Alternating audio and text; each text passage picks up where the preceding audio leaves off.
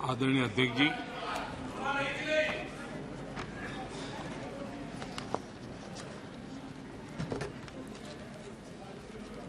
पिछले 3 दिवस से अनेक वरिष्ठ महानुभाव, आदरणीय सदस्यों ने अपने विचार व्यक्त किए हैं।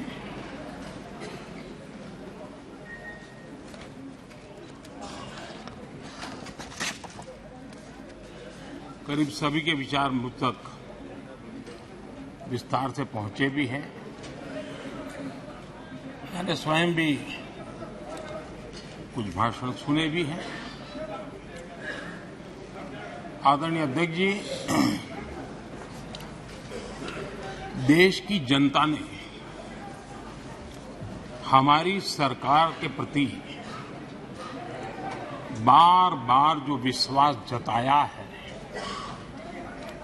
मैं आज देश के कोटि-कोटि नागरिकों का आभार व्यक्त करने के लिए उपस्थित हुआ हूं।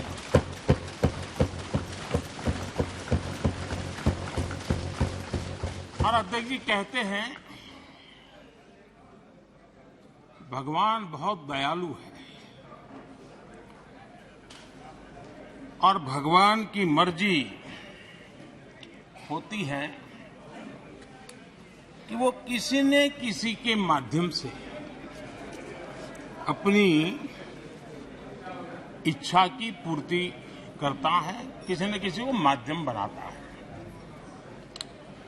मैं इसे भगवान का आशीर्वाद मानता हूं कि ईश्वर ने विपक्ष को सुझाया और वो प्रस्ताव लेकर आए।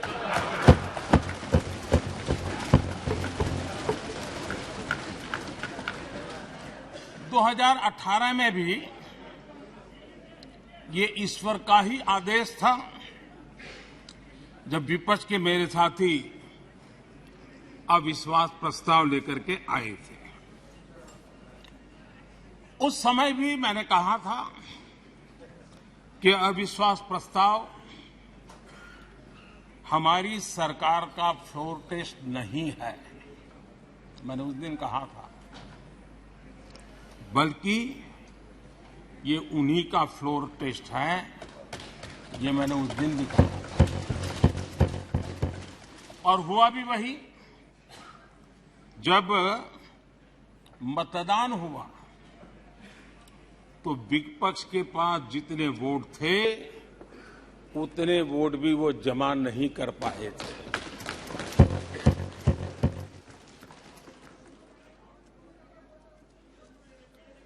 और इतना ही नहीं, जब हम सब जनता के पास गए तो जनता ने भी पूरी ताकत के साथ इनके लिए नो कॉन्फिडेंस घोषित कर दिया।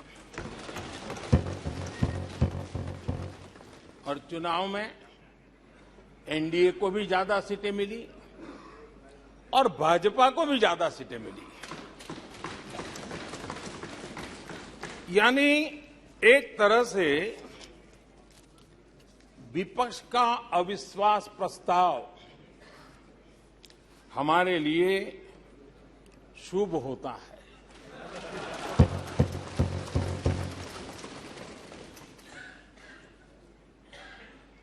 और मैं आज देख रहा हूं कि आपने तय कर लिया है कि एनडीए और बीजेपी 2024 के चुनाव में पुराने सारे रिकॉर्ड तोड़ करके भव्य विजय के साथ जनता के आशीर्वाद से वापस आएंगे। आदरणीय अध्यक्ष जी, विपक्ष के प्रस्ताव पर यहां 3 दिनों से अलग अलग विषयों पर काफी चर्चा हुई है। अच्छा होता कि सत्र की शुरुआत के बाद से ही विपक्ष ने गंभीरता के साथ सदन की कार्यवाही में हिस्सा लिया होता। बीते दिनों इसी सदन ने और हमारे दोनों सदन ने जन विश्वास बिल,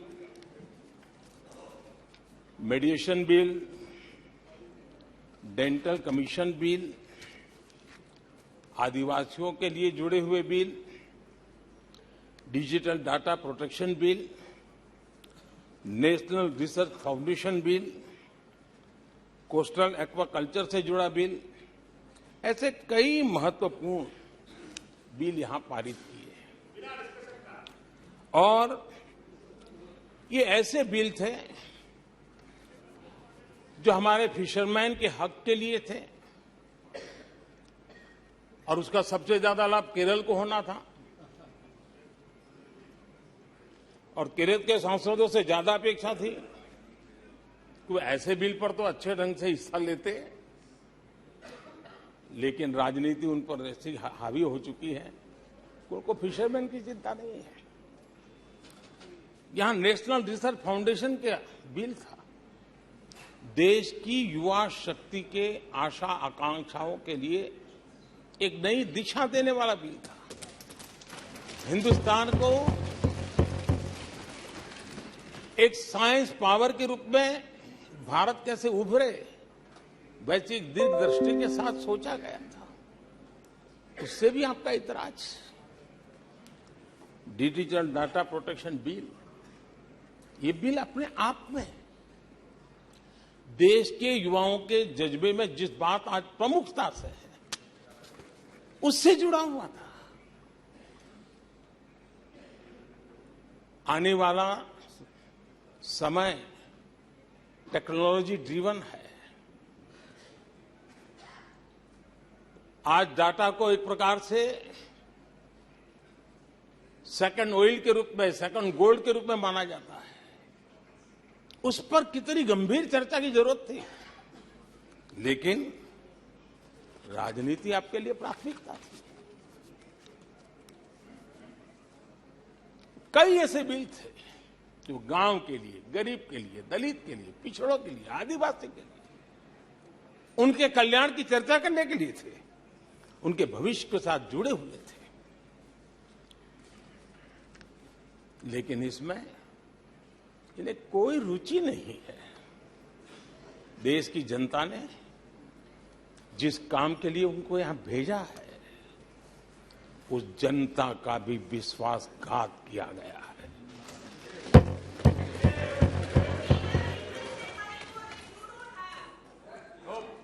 विपक्ष के कुछ दलों के लिए उनके आचरण से, उनके व्यवहार से उन्होंने सिद्ध कर दिया है कि देश से ज्यादा उनके लिए दल है, देश से बड़ा दल है, देश से पहले प्राथमिकता दल है। मैं समझता हूं आपको गरीब के भूख की चिंता नहीं है, सत्ता की भूख, यही आपके दिमाग पे सवार है। आपको देश के युवाओं के भविष्य की परवाह नहीं है, आपको अपने राजनीतिक भविष्य की चिंता है। और माननीय अध्यक्ष जी, आप झूठे एक दिन सदन चलने भी दिया, किस काम के लिए?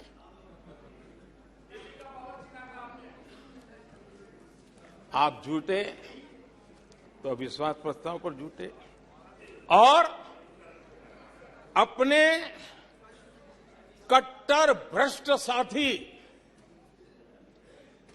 उनकी शर्त पर मजबूर होकर के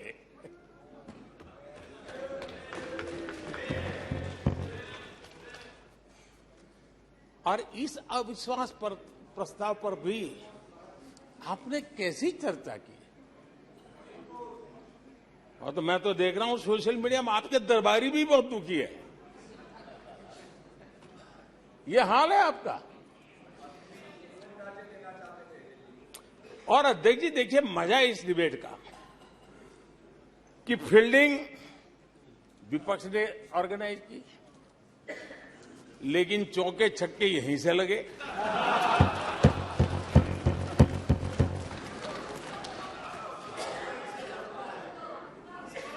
और विपक्ष नो कॉन्फिडेंस मोशन पे नो बॉल नो बॉल पर ही करते आगे चलता जा रहा है। इधर से सेंचुरी हो रही है, उधर से नो बॉल हो रहे हैं।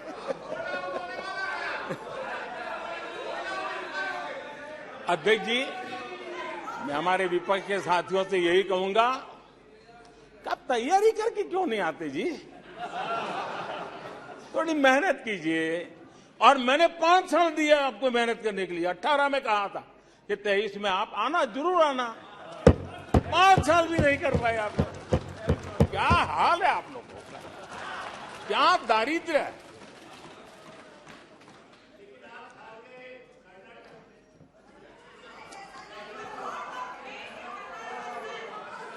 आदरणीय अध्यक्ष जी,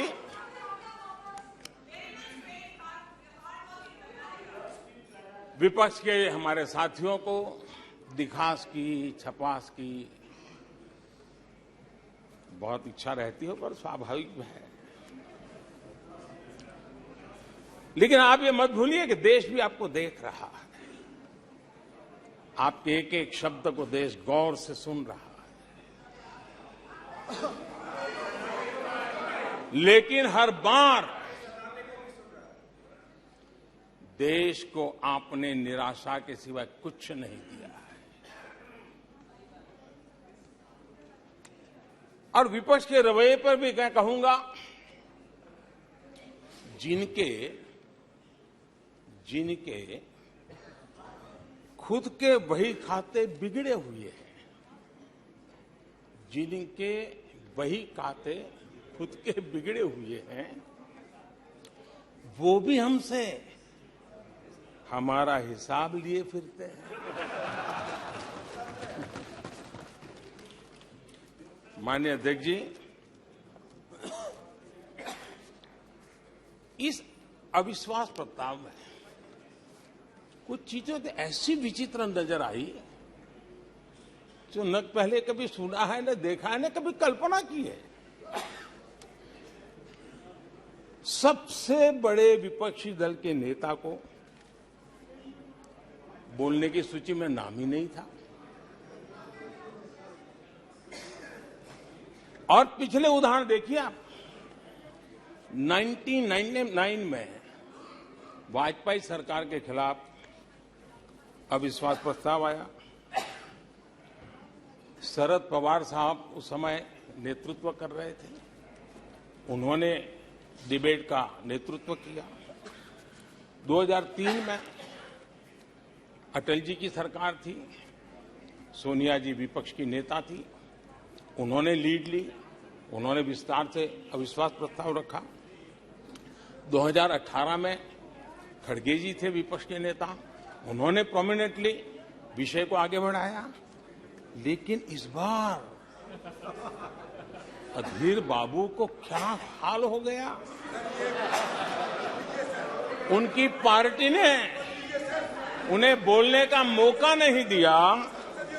ये तो कल अमित भाई ने बहुत जिम्मेवारी के साथ कहा कि भाई अच्छा नहीं लग रहा है, और आपकी उदारता थी कि उनका समय समाप्त हो गया था, तो भी आपने उनको आज मौका दिया। लेकिन गुड़ का गोबर कैसे करना, उसमें ये माहिर है।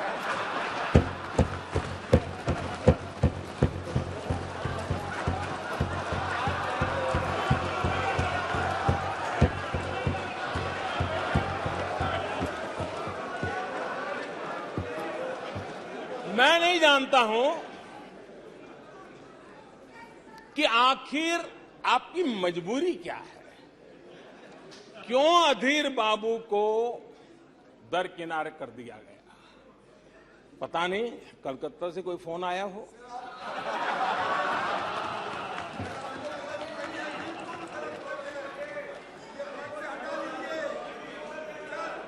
और कांग्रेस बार बार उनका अपमान करती है। कभी चुनावों के नाम पर उन्हें अस्थायी रूप से फ्लोर लीडर से हटा देते हैं बिट्टू जी।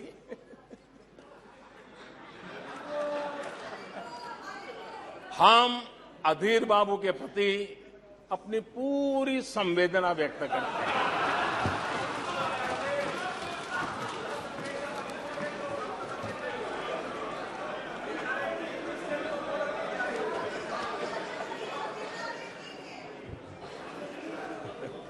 सूरज जी जरा जोर से हंस लीजिए।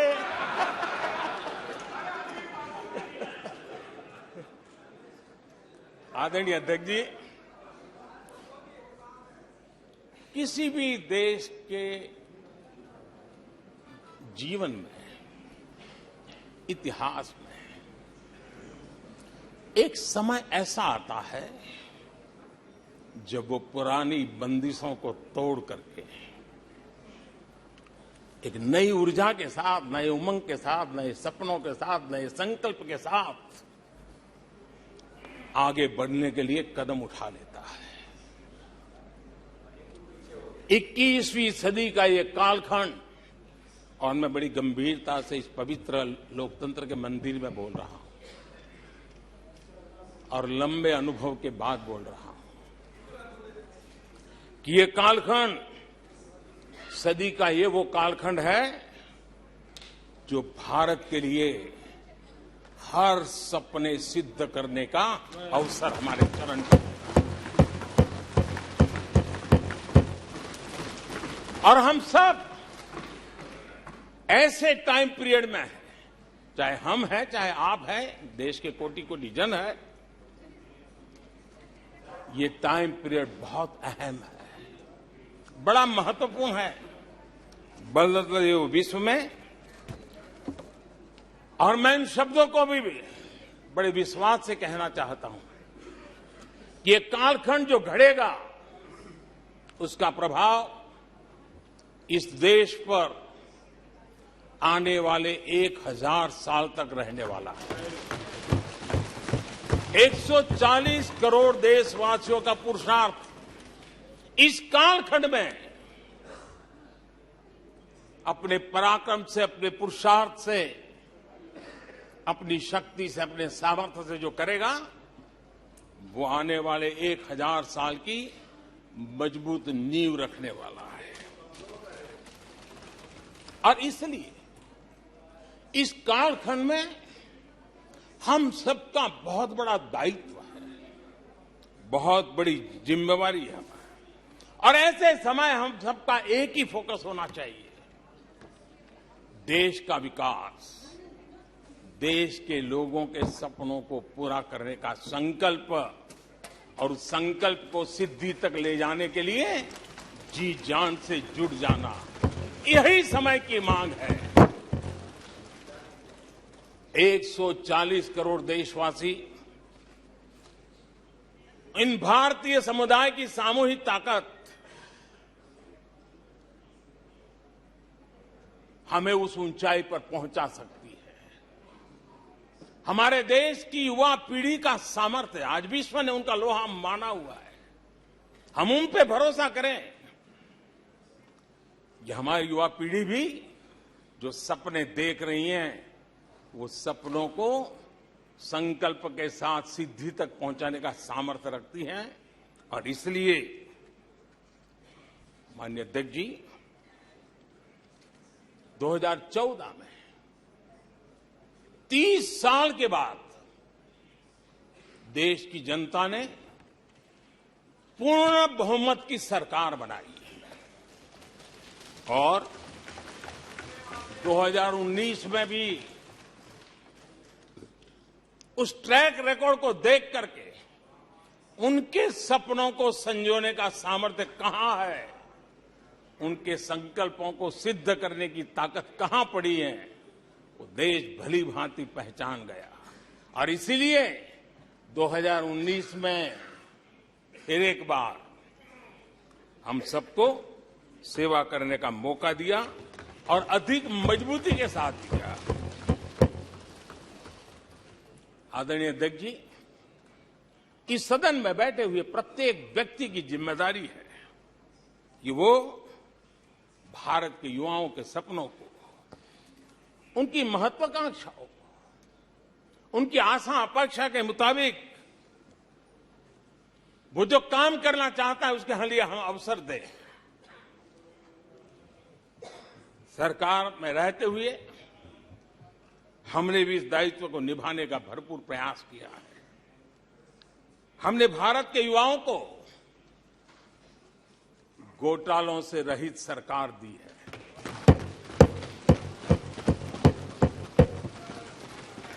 हमने भारत के युवाओं को, आज के हमारे प्रोफेशनल्स को खुले आसमान में उड़ने के लिए हौसला दिया है, अवसर दिया है।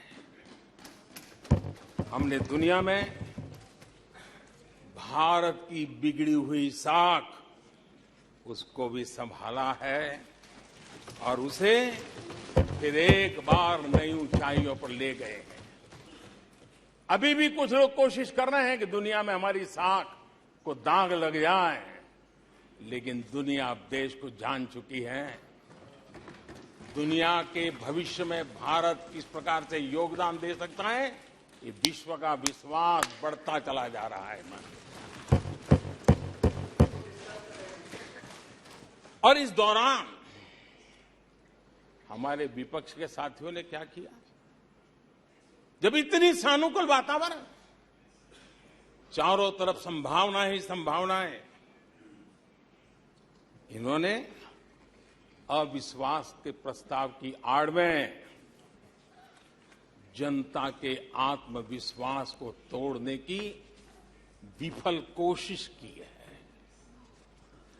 आज भारत के युवा रिकॉर्ड संख्या में नए स्टार्टअप लेकर के दुनिया को चकित कर रहे हैं। आज भारत में रिकॉर्ड विदेशी निवेश आ रहा है। आज भारत का एक्सपोर्ट नई बुलंदी को छू रहा है। आज भारत की कोई भी अच्छी बात ये सुन नहीं सकते।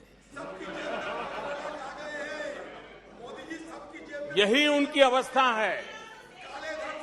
आज गरीब के दिल में अपने सपने पूरा करने का भरोसा पैदा हुआ है। आज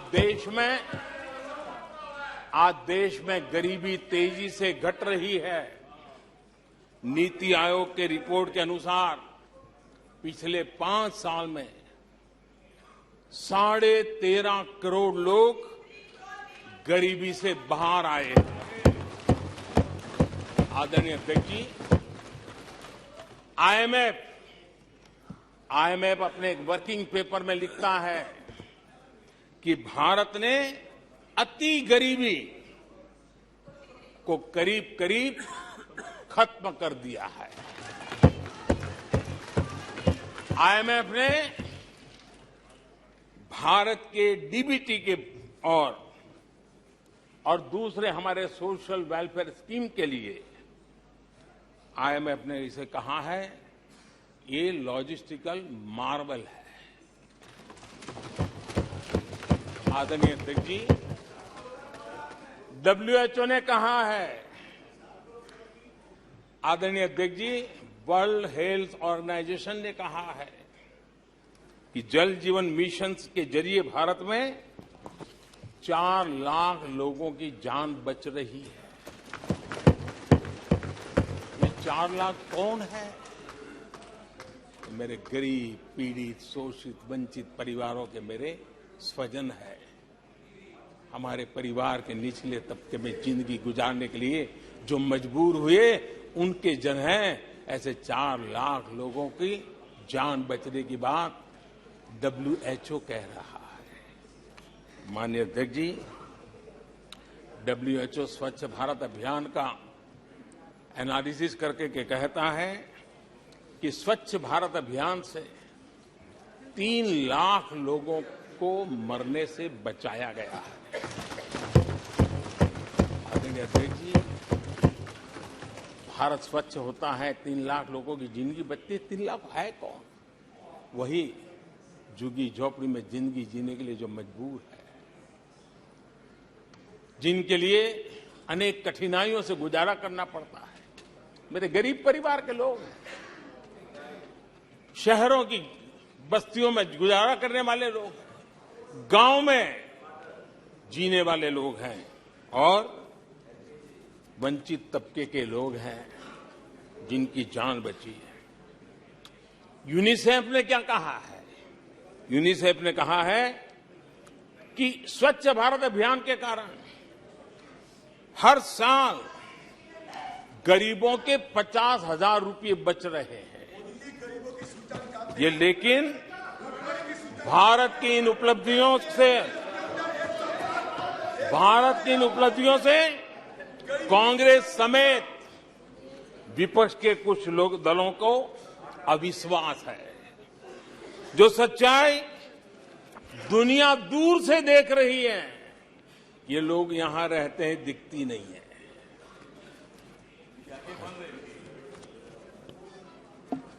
आदरणीय अध्यक्ष जी,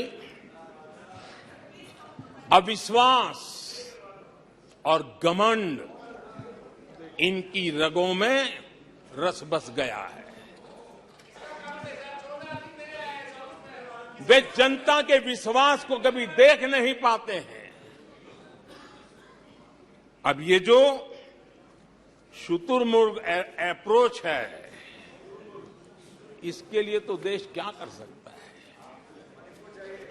आदरणीय अध्यक्ष जी,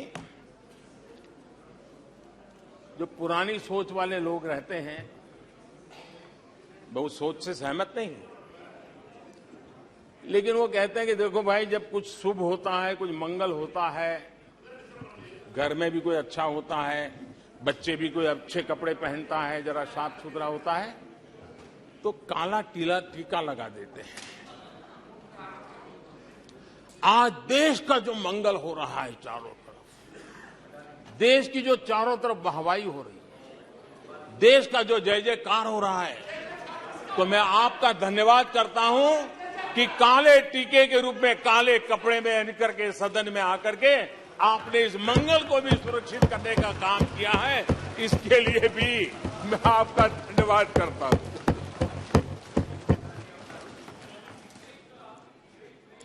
आदरणीय अध्यक्ष जी,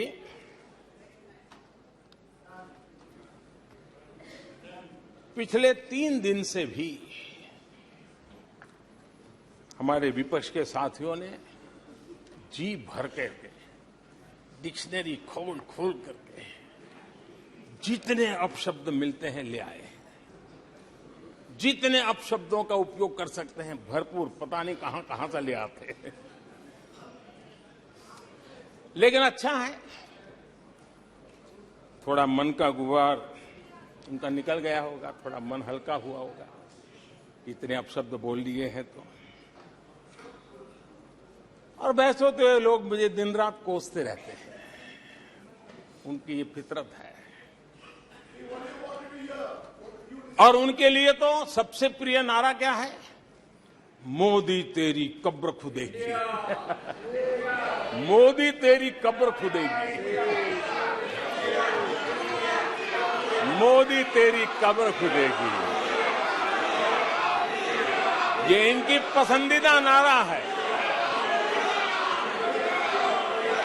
लेकिन मेरे लिए इनकी ये गालियां, ये अपशब्द, ये अलोकतांत्रिक भाषा, मैं उसका भी टॉनिक बना देता हूं।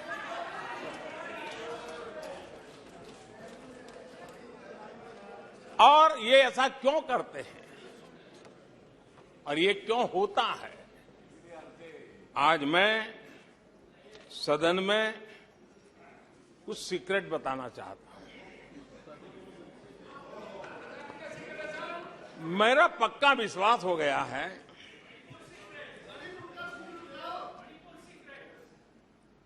कि विपक्ष के लोगों को एक सीक्रेट वरदान मिला हुआ है। हाँ,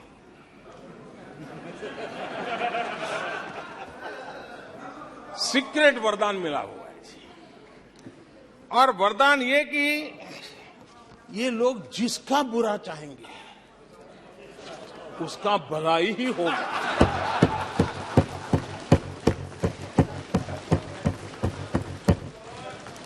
एक उदाहरण तो आप देखिए, मौजूद है। 20 साल हो गए, क्या कुछ नहीं हुआ, क्या कुछ नहीं किया गया, लेकिन भलाई होता गया। तो आपको बड़ा सीक्रेट वरदान है जी, और मैं 3 उदाहरण से ये सीक्रेट वरदान को सिद्ध कर सकता हूं जी। आपको ध्यान होगा कि इन लोगों ने कहा था बैंकिंग सेक्टर के लिए, बैंकिंग सेक्टर डूब जाएगा, बैंकिंग सेक्टर तबाह हो जाएगा, देश खत्म हो जाएगा, देश बर्बाद हो जाएगा, न जाने क्या क्या कहा था। और बड़े बड़े विद्वानों को विदेशों से ले आते थे, उनसे कहलवाते थे, ताकि उनकी बात कोई न माने तो शायद उनकी मान ले। हमारे बैंकों की सेहत को लेकर के भांति भांति की निराशा, अफवाह फैलाने का काम इन्होंने पुरजोश किया। और जब इन्होंने बुरा चाहा बैंकों का, तो हुआ क्या? हमारी public sector banks net profit 2 गुने से ज्यादा हो गया। इन लोगों ने फोन बैंकिंग घोटाले की बात, इसके कारण देश को एनपीए के गंभीर संकट में डुबो दिया था। बीते दिनों की बात हो रही है, लेकिन आज जो उन्होंने एनपीए का अंबर लगा के गए थे, उसको भी पार कर करके और एक नई ताकत के साथ निकल चुके हैं। और आज सुबह निर्मला जी ने विस्तार से बताया है कि कितना प्रॉफिट हुआ है। दूसरा उदाहरण, हमारे डिफेंस के हेलीकॉप्टर बनाने वाली सरकारी कंपनी एचएएल,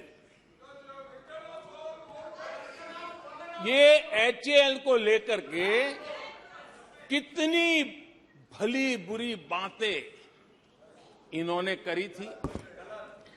क्या कुछ नहीं कहा गया था एचएएल के लिए, और इसका दुनिया पे बहुत नुकसान करने वाली भाषा का प्रयोग किया गया था।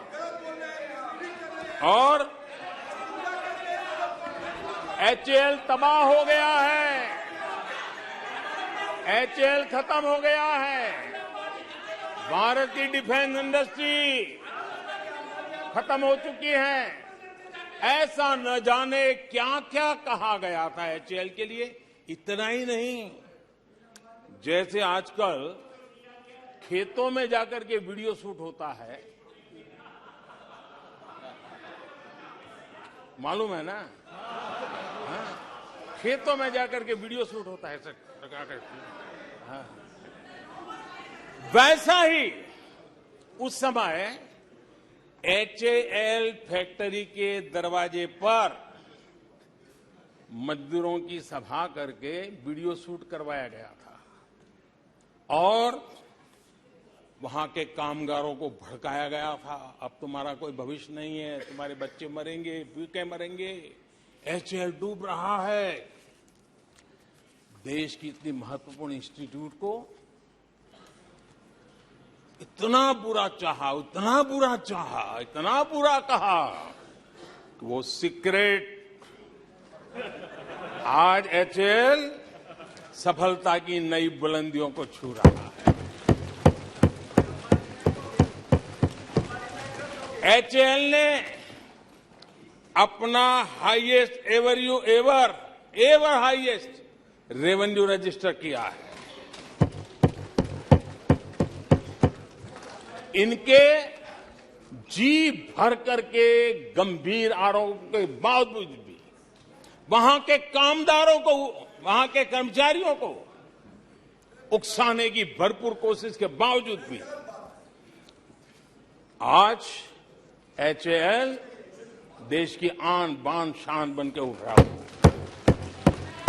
आदरणीय अध्यक्ष जी, जिसका बुरा चाहते हैं वो कैसे आगे बढ़ता है, मैं तीसरा उदाहरण देता हूं। आप जानते हैं एलआईसी के लिए क्या क्या कहा गया था? LIC पर बात हो गई, गरीबों के पैसे डूब रहे हैं, गरीब कहां जाएगा, बेचारे ने बड़ी मेहनत से LIC में पैसा डाला है। क्या कहें, जितनी उनकी कल्पना शक्ति थी, जितने उनके दरबारियों ने कागज पकड़ा दिए थे, सारे बोल लेते थे वो, सारे बोल लेते थे। लेकिन आज LIC लगातार मजबूत हो रही है। शेयर मार्केट में रुचि रखने वाले को भी ये गुरु मंत्र है कि जो सरकारी कंपनियों को ये लोग गाली देना, आप उसमें दांव लगा दीजिए साहब, अच्छा ही होने वाला है।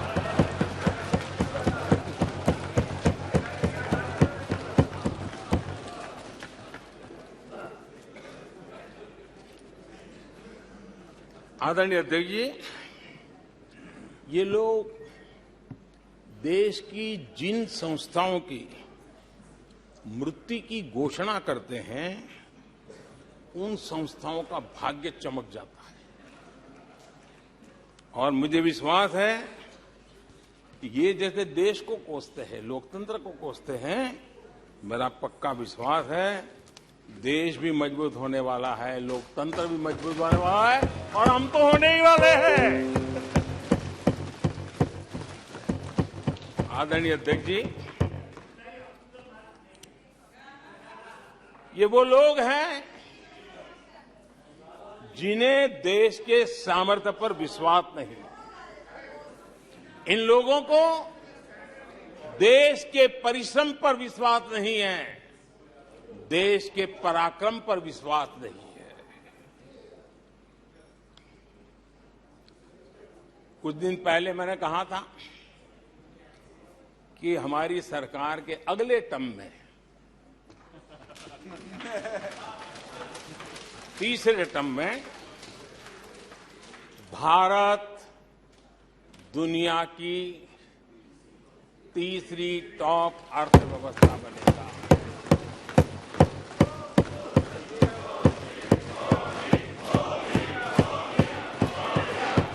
आदरणीय अध्यक्ष जी,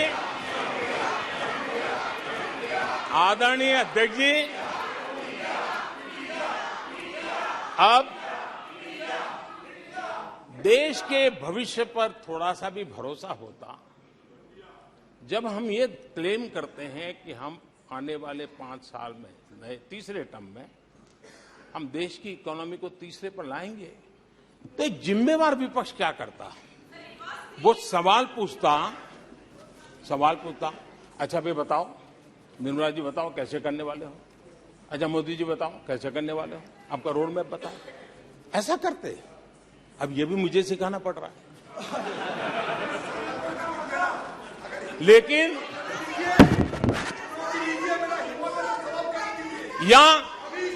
या वो कुछ सुझाव दे सकते थे, ये कुछ सुझाव दे सकते थे, या फिर कहते हम चुनाव में जनता के बीच जाकर के बताएंगे कि ये तीसरे की बात करते हैं, हम तो 1 नंबर पे लेके आएंगे, और ऐसे ऐसे ले कुछ तो करते यार। लेकिन हमारे विपक्ष की त्रासदी ये है, और उनके राजनीतिक विमर्श पर गौर कीजिए। कांग्रेस के लोग क्या कह रहे हैं? अब देखिए कितना कल्पना दारिद्र्य है।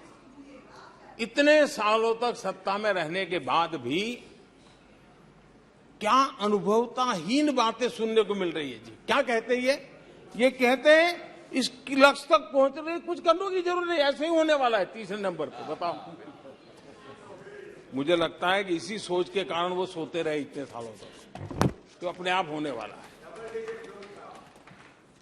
वो कहते हैं बिना कुछ किए तीसरे पहुंच जाएंगे, और कांग्रेस की माने अगर सब कुछ अपने आप ही हो जाने वाला है, इसका मतलब है कांग्रेस के पास न नीति है, न नीयत है, न विजन है, न वैश्विक अर्थव्यवस्था की समझ है, और न ही भारत के अर्थ जगत के ताकत का पता है। और इसलिए सोए सोए सब हो जाएगा, यही एक आदरणीय अध्यक्ष जी,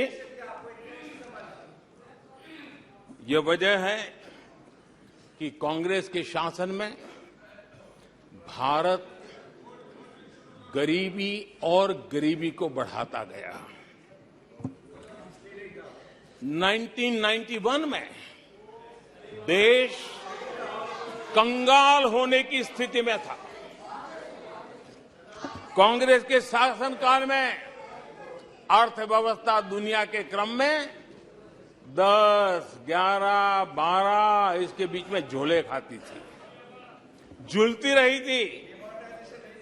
लेकिन 2014 के बाद भारत ने टॉप 5 में अपनी जगह बना ली।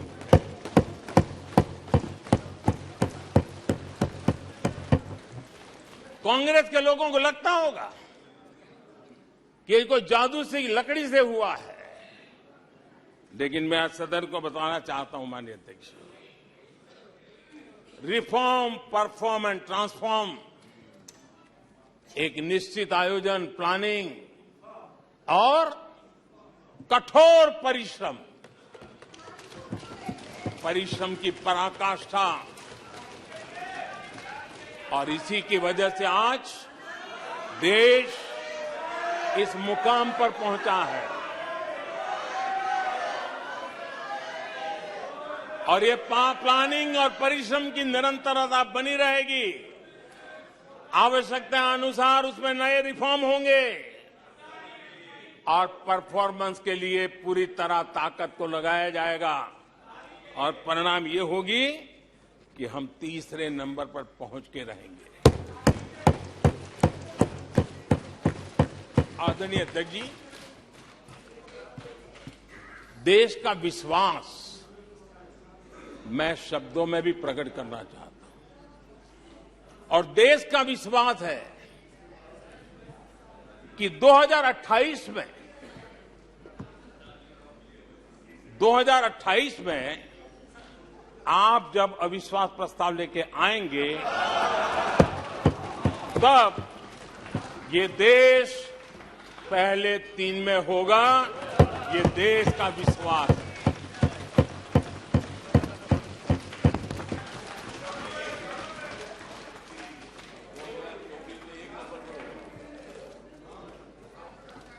आदरणीय अध्यक्ष जी,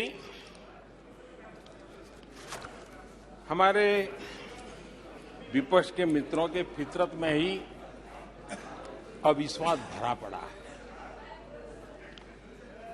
हमने लाल किले से स्वच्छ भारत अभियान का आह्वान किया, लेकिन उन्होंने हमेशा अविश्वास जताया। कैसे हो सकता है? गांधी जी भी आके गए, करके कह के गए, क्या हुआ? अब स्वच्छता कैसे हो सकती है? अविश्वास से भरी हुई इनकी सोच है। हमने मां बेटी को खुले में शौच से मुक्त करने के लिए, उस मजबूरी से मुक्त होने के लिए शौचालय जैसी जरूरत पे जोर दिया, और तब ये कह रहे हैं क्या लाल किले से ऐसे विषय बोले जाते हैं क्या? क्या ये देश की प्राथमिकता होती है क्या? हमने जब जन धन खाते खोलने की बात की, तब भी यही बात निराशा की। क्या होता है जन धन खाता? उनके हाथ में पैसे कहां है? उनका जेब में क्या पड़ा है? क्या लेके आएंगे? क्या करेंगे? हमने योग की बात की, हमने आयुर्वेद की बात की, हमने उसको बढ़ावा देने की बात की, तो उसका भी मखौल उड़ाया गया। हमने स्टार्टअप इंडिया की चर्चा की, तो उन्होंने उसके लिए भी निराशा फैलाई। स्टार्टअप तो कुछ हो ही नहीं सकता है। हमने डिजिटल इंडिया की बात कही, तो बड़े बड़े विद्वान लोगों ने क्या भाषण किए। हिंदुस्तान के लोग तो अनपढ़ है, हिंदुस्तान के मोबाइल चलाना भी नहीं आता है, हिंदुस्तान के लोग कहां से डिजिटल करेंगे। आज डिजिटल इंडिया देश आगे है। हमने मेक इन इंडिया की बात कही, जहां गए वहां मेक इन इंडिया का मजाक उड़ाया, जहां गए वहां मेक इन इंडिया का मजाक उड़ाया। आदरणीय अध्यक्ष जी,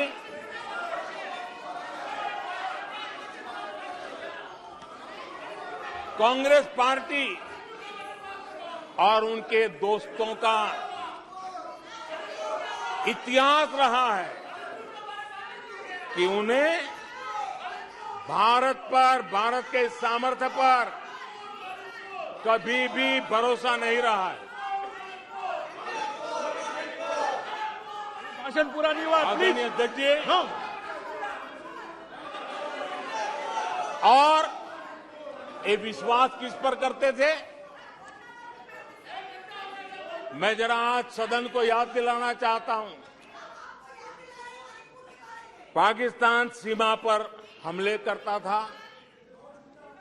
हमारे यहां आए दिन आतंकवादी भेजा जाता था और उसके बाद पाकिस्तान हाथ ऊपर करके मुकर जाता था, भाग जाता था, बोले हमारी तो कोई जिम्मेवारी नहीं है, कोई जिम्मा लेने को तैयार नहीं होता था। और इनका पाकिस्तान से ऐसा प्रेम था कि वो तुरंत पाकिस्तान की बातों पर विश्वास कर लेते थे। पाकिस्तान कहता था कि आतंकी हमले होते रहेंगे और बातचीत भी होती रहेगी। इन्हें यहां तक कहते हुए पाकिस्तान कह रहा है तो सही कहता होगा, ये इनकी सोच रही है। कश्मीर आतंकवाद की आग में दिन रात सुलग रहा था, जलता था, लेकिन कांग्रेस सरकार का काम कश्मीर के आम नागरिकों पर विश्वास नहीं था। वे विश्वास करते थे हुर्रियत पर, वे विश्वास करते थे अलगाववादियों के पर, वे विश्वास उन लोगों पर करते थे जो पाकिस्तान का झंडा लेकर के चलते थे। भारत ने आतंकवाद पर सर्जिकल स्ट्राइक किया, भारत ने एयर स्ट्राइक किया।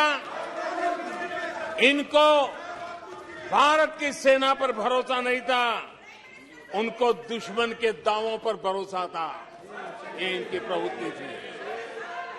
अध्यक्ष महोदय, आज दुनिया में कोई भी भारत के लिए अपशब्द बोलता है तो इन्हें उस पर तुरंत विश्वास हो जाता है, तुरंत उसको कैच कर लेते हैं। ऐसा मैग्नेटिक पावर है कि भारत खिलाफ हर चीजें वो तुरंत पकड़ लेते हैं। जैसे कोई विदेशी एजेंसी कहती है कि भूखमरी का सामना कर रहा कई देश भारत से बेहतर है, ऐसा झूठी बात आएगी तो भी पकड़ लेते और हिंदुस्तान में प्रचार करना शुरू कर देते, प्रेस कॉन्फ्रेंस कर देते हैं। भारत को बदनाम करने में क्या मजा आता है। दुनिया में कोई भी ऐसी बेतुकी बातों को मिट्टी के ढेले जैसी जिसकी कीमत ना हो, ऐसी बातों को तवज्जो देना ये कांग्रेस की फितरत रही है और तुरंत उसका भारत में एम्पलीफाई करना, प्रचार करना पूरी कोशिश में लग जाती है। कोरोना में की महामारी आई, भारत के वैज्ञानिकों ने मेड इन इंडिया वैक्सीन बनाया। उन्हें भारत के वैक्सीन पर भरोसा नहीं, उनको भारत के वैक्सीन पर भरोसा नहीं, विदेशी वैक्सीन पर भरोसा, ये इनकी सोच रही। आदरणीय अध्यक्ष जी,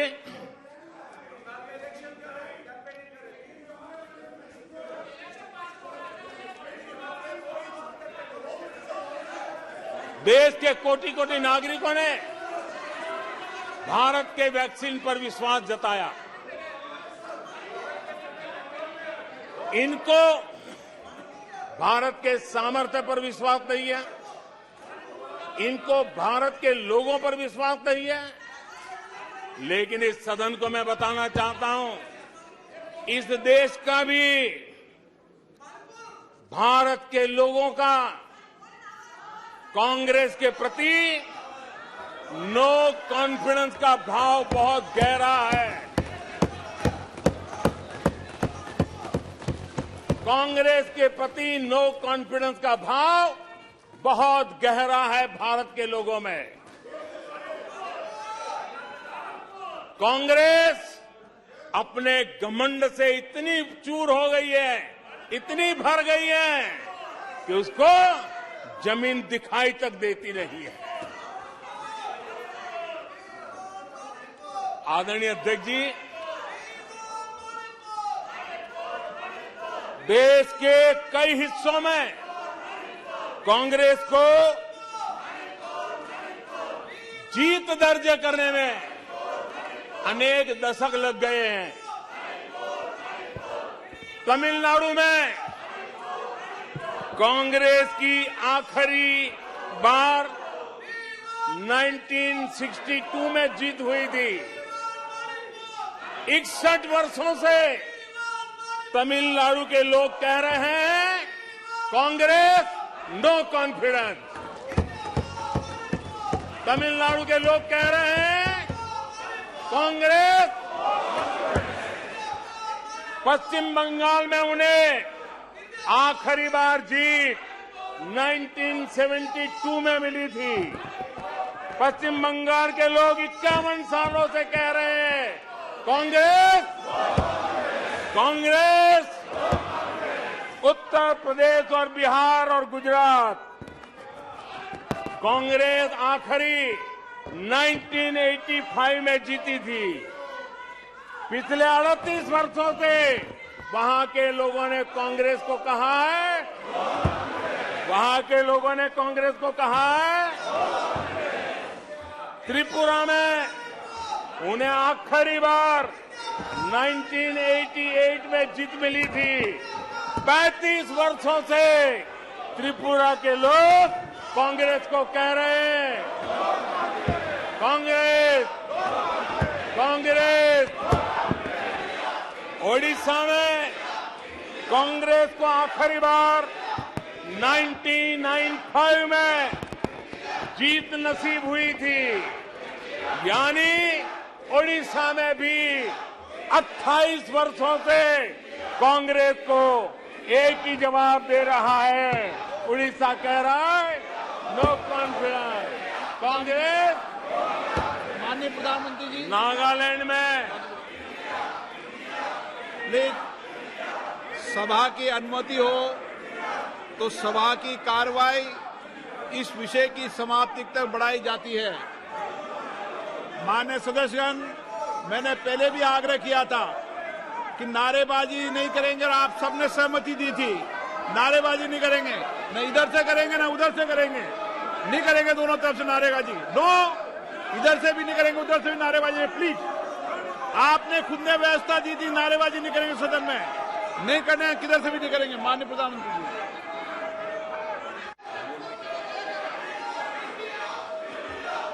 आदरणीय अध्यक्ष जी, नागालैंड में कांग्रेस की आखिरी जीत 1988 में हुई थी। यहां के लोग भी 25 वर्षों से कह रहे हैं कांग्रेस कांग्रेस। दिल्ली, आंध्र प्रदेश और पश्चिम बंगाल में तो एक भी विधायक खाते में नहीं है। जनता ने कांग्रेस के प्रति बार बार नो कॉन्फिडेंस घोषित किया है। आदरणीय अध्यक्ष जी, मैं आज इस मौके पर आपके काम की बात बताता हूं, आपके काम की बात बताता हूं, आपकी भलाई के लिए बोल रहा हूं, आपकी भलाई के लिए बोल रहा हूं।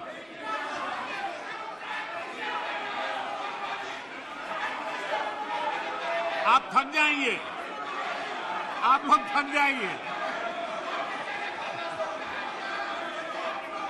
मैं आपकी भलाई की बात बताता हूं।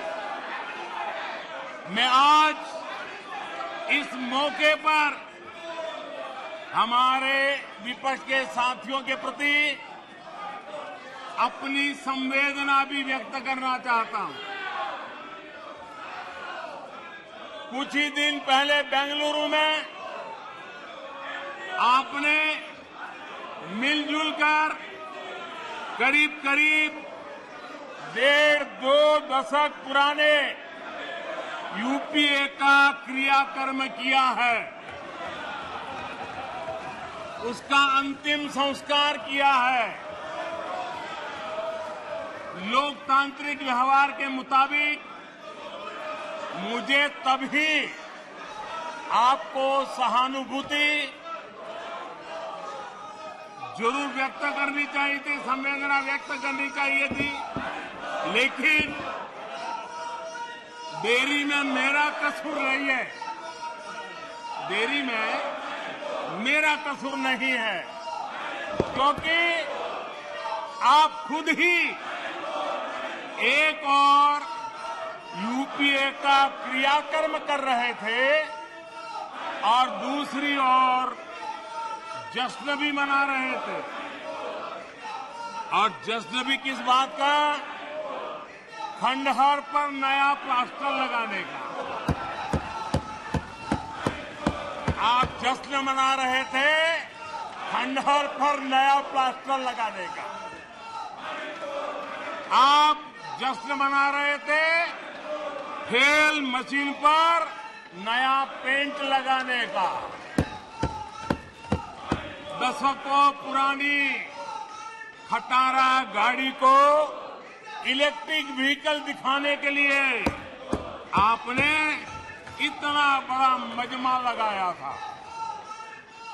और मजेदार ये कि मजमा खत्म होने से पहले ही उसका क्रेडिट लेने के लिए आप में सिर फुटबॉल शुरू हो गई। मैं हैरान था कि ये गठबंधन लेकर आप जनता के बीच जाएंगे। मैं विपक्ष के साथियों को कहना चाहता हूं, आप जिसके पीछे चल रहे हो, आप जिसके पीछे चल रहे हो, उसको तो इस देश की जबान, इस देश की संस्कार की समझ ही नहीं बची है। पीढ़ी दर पीढ़ी ये लोग लाल मिर्च और हरी मिर्च का फर्क नहीं समझ पाए।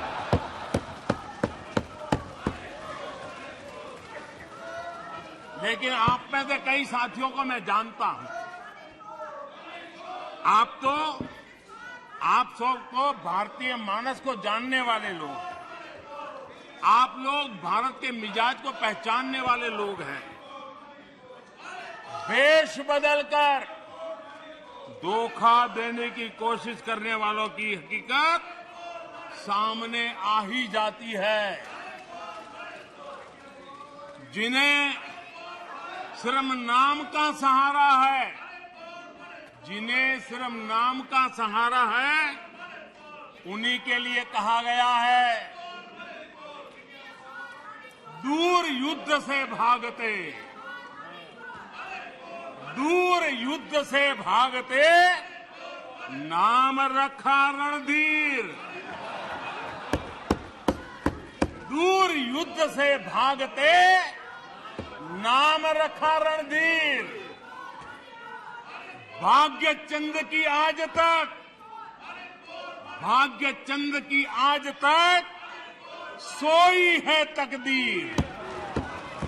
भाग्य चंद की आज तक सोई है तकदीर।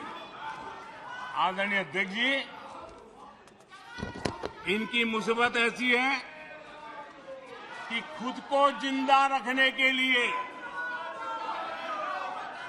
खुद को जिंदा रखने के लिए इनको एनडीए का ही सहारा लेना पड़ा है। खुद को जिंदा रखने के लिए इन्हें एनडीए का ही सहारा लेना पड़ा है। लेकिन आदत के मुताबिक घमंड का जो आई है ना, आई वो उनको छोड़ता नहीं है।